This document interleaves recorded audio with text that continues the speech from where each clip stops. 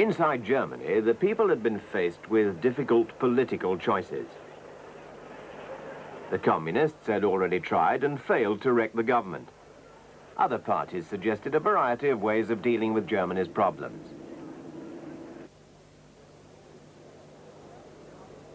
But when Ebert became president of the new German Republic in August 1919, he found himself facing other threats.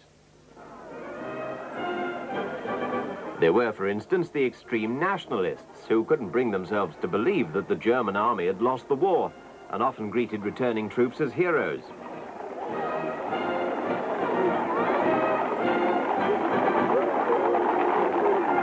They'd already blamed the government for signing the armistice, and now they blamed them for signing the shameful Treaty of Versailles.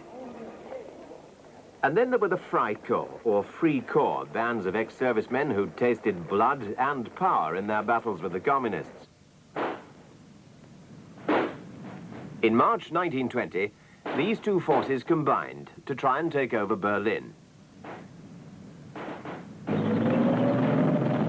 The army refused to fire on the Freikorps, who were only defeated when the workers of Berlin went on strike and refused to cooperate with the rebels. Political extremism seemed to have become part of everyday life. And then there was the vital question of reparations. In 1921, the Allies were still discussing how much Germany should finally pay. Aristide Briand, the French Prime Minister, wanted a definite sum to be fixed quickly, and Germany made to pay. The rebuilding of war-damaged France was costing the country a great deal of money.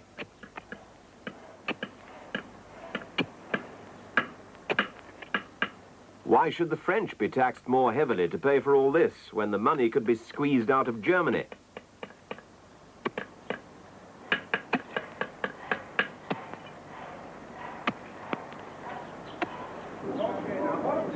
But the Germans, who'd been summoned to hear the Allied demands, protested that these would place an intolerable burden on their people. They'd argued that the Germany to which they were returning had suffered poverty and unemployment in the years since the war and couldn't afford the vast sums demanded by the Allies.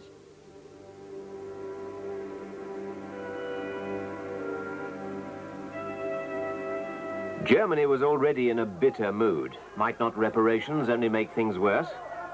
But these arguments didn't impress the Allies, who fixed a sum of £6,600 million for the Germans to pay. That sum would have to be paid in goods as well as money. Most would come from here in the Ruhr, the industrial heart of Germany.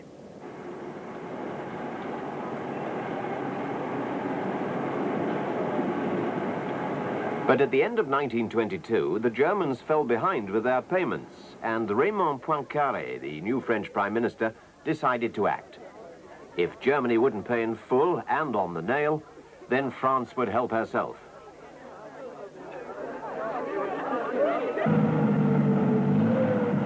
So, on the 11th of January 1923, French and Belgian troops entered the Ruhr to force the Germans to pay up.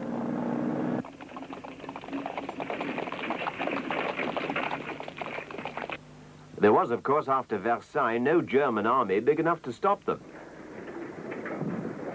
At first, the French believed that they could make the Germans work for them.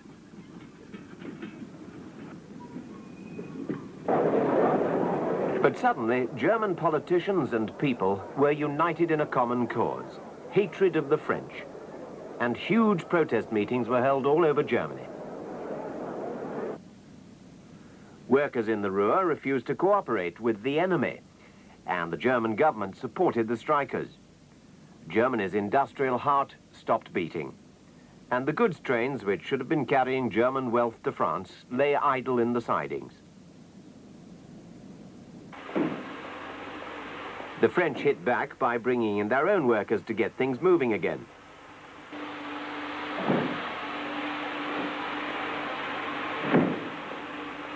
Their attitude towards the Germans in the Ruhr began to harden.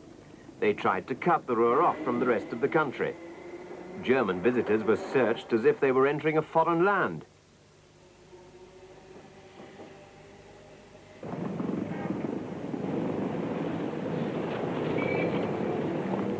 They deported the leaders of the passive resistance, German officials, and even the police. The result was violence. German workers had been killed in riots at Essen in March. Their funeral was turned into a vast demonstration of protest. Hatred grew. Germans began killing French soldiers, and at the funeral for one of them, tempers flared into acts of brutality.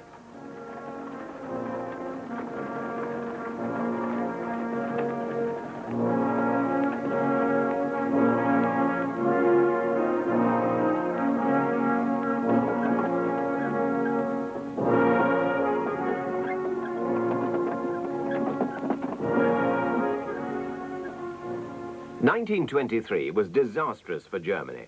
In that year, the great German inflation reached its peak. For some time, the value of the mark had been dropping, and as the value of the notes decreased, so the amount of notes needed to buy things grew. Banks became more and more hard-pressed to meet the ever-increasing demand for paper money. For their customers, suitcases replaced wallets.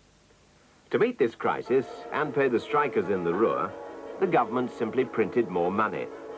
And as it lost its value, so it cost more and more to pay wages to buy hundreds of thousands. Millions, whatever figure was printed on the notes, really meant nothing. The German mark was worthless. As in a fearful dream, people's life savings were blown away like leaves in a gale.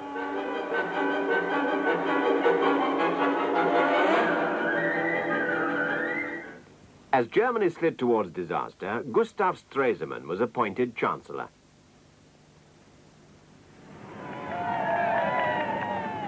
It was a time of crisis.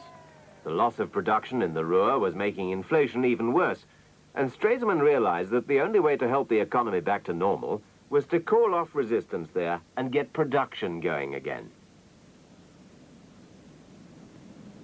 The government also announced that Germany would resume the payment of reparations. It was the only possible way of getting the French out.